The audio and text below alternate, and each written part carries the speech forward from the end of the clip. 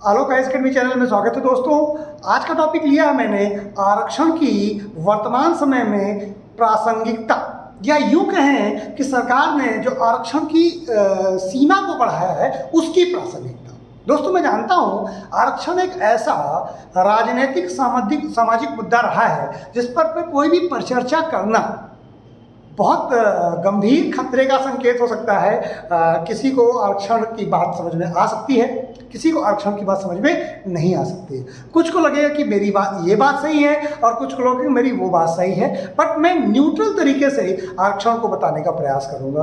दोस्तों, जब भारत का संविधान बना और भारत में हिंदू धर्म की जो सामाजिक व्यवस्था है उसमें दलितों और ओबीसी के पास अधिकार कम थे।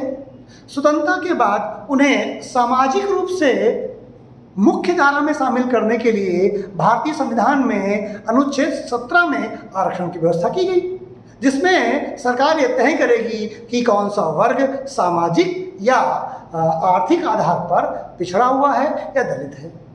तो दलितों के आरक्षण, शेड्यूल कास्ट के लिए आरक्षण, ओबीसी के लिए आरक्षण तथा क्योंकि एसटीज भारतीय सामाजिक व्यवस्था का अंग ही नहीं थे, तो भारतीय सामाजिक व्यवस्था के शोषण की वजह से नहीं, वो जंगलों में रहने की वजह से बहुत पिछड़ गए थे और इसीलिए उन्हें एसटीज को भी आरक्षण की व्यवस्था में लाना पड़ा।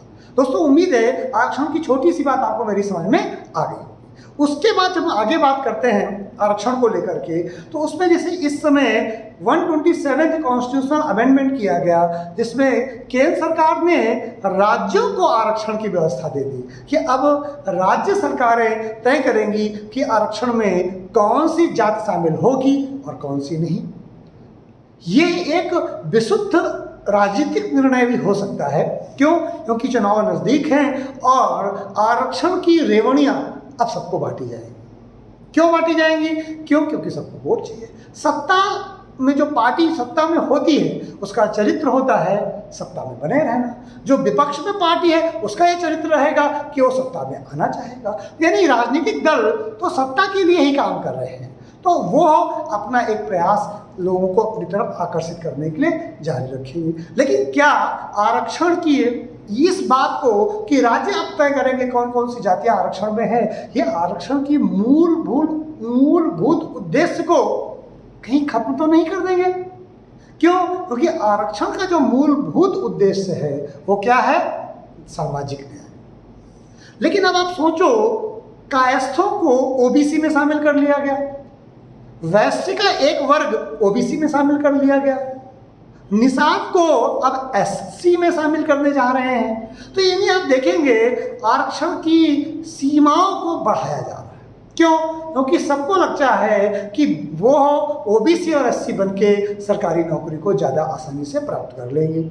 हाँ, सरकारें ये बिल्कुल नहीं बताती हैं कि वो सरकारी नौकरी देंगी कितने, पहली बात। लेकिन फिर भी जितनी भी सरकारी नौकरियां हैं उनमें अपना रिप्रेजेंटेशन देख करके लोगों को लगता है कि हमारे बच्चे भी नौकरी प्राप्त कर सकते हैं, और ऐसी अभिलाषा रखना कोई गलत बात नहीं। अब अगर आप देखें, भारत में आप सबको आरक्षण प्राप्त है।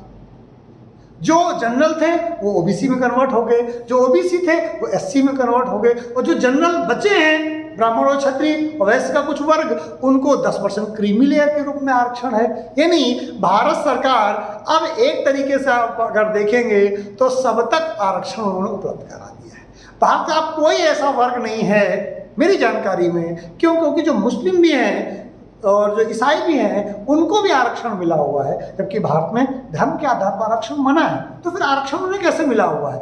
वो मूलतः भारत की सामाजिक व्यवस्था का ही एक अंग रहे हैं। कभी न कभी वो हिंदू थे, वो ब्राह्मण क्षत्रिय वैश्य या शूद्र में से एक वर्ग में आते हैं। तो जो जिस वर्ग में मूलतः रहा है, इस्लाम होने के बाद में भी, ईसाई होने के बाद में भी उन्हें आरक्षण का लाभ मिला है। यानी ओबीसी मुस्लिम, एससी मुस्लिम और जनरल मुस्लिम, ओबीसी ईसाई, एससी ईसाई और जनरल ईसाई। तो कुल मिला के अब आरक्षण एक ऐसी रेवड़ी है जो सबको दे दी गई। लो भैया तुम नाराज हो, तुम ले लो भैया तुम नाराज। ये जो संविधान निर्माताओं ने, जिसमें बी आर अम्बेडकर जी भी शामिल है, सबने मिलकर एक देश का संविधान बनाया था। गांधी की इच्छा के अनुरूप, बी आर अम्बेडकर जी की इच्छा के अनुरूप, या और भी सारे नेताओं की इच्छा के अनुरूप उन लोगों को आरक्षण देने की बात कही गई थी जो रियल में पिछड़े।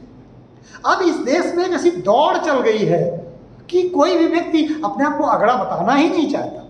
मुझे बस चले ब्राह्मण, तो ब्राह्मण भी क्या भाई वो पिछड़े हैं, क्षत्रिय भी क्या वो पिछड़े हैं और दलित में हैं। क्यों? क्योंकि अब जो सवर्ण हैं उनको कोई भी सरकारी नौकरी में कोई लाभ की स्थिति नहीं रह गई है, ऐसा उनको लगता है, जबकि 10% आरक्षण उनको भी है, सवर्णों को। तो इस समय हमारा दुर्भाग्य देखिए, हम राजनीतिक रूप से आगे जा रहे हैं, लोकतंत्रात्मक रूप से आगे जा रहे हैं, बट सामाजिक रूप से पिछड़ा होने की दौड़ है। दुनिया का ऐसा कोई समाज नहीं है जहां पिछड़ा और दलित होने की दौड़ हो, क्योंकि एसटी तो कोई वैसे भी नहीं बन सकता। जो एसटी हैं वो हैं, उनको नए एसटीज के रूप में शामिल करना बहुत मुश्किल है, क्योंकि पहले से ही एसटीज की व्यवस्था दूसरी तरह से आरक्षण की गई थी, मैंने पूर्व में ही बताया आपको। तो बस मैं यही बताना चाहता हूं कि जो आरक्षण का जो 127वां संविधान संशोधन किया गया, जिसमें राज्य सरकारों को अधिकार दे दिया गया है कि कौन सी जाति आरक्षण में शामिल होगी और कौन सी नहीं, इसका परिणाम, सुपरिणाम या कुपरिणाम मैं आप पर छोड़ता हूं। आप कमेंट करके बताइए कि क्या आरक्षण के इस तरह से समग्र जातियों को शामिल कर लेने से आरक्षण की जो मूल भावना है वो बट नहीं गई? क्या रियल ओबीसी को आरक्षण कायस्थ कहीं पिछड़े हैं? मुझे तो नहीं लगता। अब कायस्थ जब ओबीसी में नौकरी के लिए ट्राई करेंगे तो फिर ओबीसी से जो रियल ओबीसी है, जो गांव का पिछड़ा व्यक्ति है, उसको कहाँ से आरक्षण मिलेगा? कायस्थ मूलतः शहरों में रहते हैं, जितना मैं कायस्थों को जानता हूँ, और बहुत ही एलीट ब्रेन है उनका, अच्छे इकोनॉमिक रूप से स्ट्रांग है, सोशली भी स्ट्रांग है, ओबीसी कैसे हो गए? बट अब सरकार है और सरकार के निर्णय को आप क्रिटिसाइज नहीं कर सकते। बट मेरी समझ में नहीं आता कि कायस्थ ओबीसी कैसे हो, बट है, सरकार ने किया है। जो सरकार करती है वही सही है। जब सरकार सत्ता से पदच्युत होती है तो माना जाता है सरकार ने कुछ निर्णय गलत किए हैं। तो सरकार ने जो भी किया है ठीक ही है, बट मैं सरकार के इस तरह के एक्सपेंशन ऑफ जो कास्ट है, आरक्षण में जो जातियां शामिल की जा रही हैं, इससे मैं सहमत नहीं हूँ।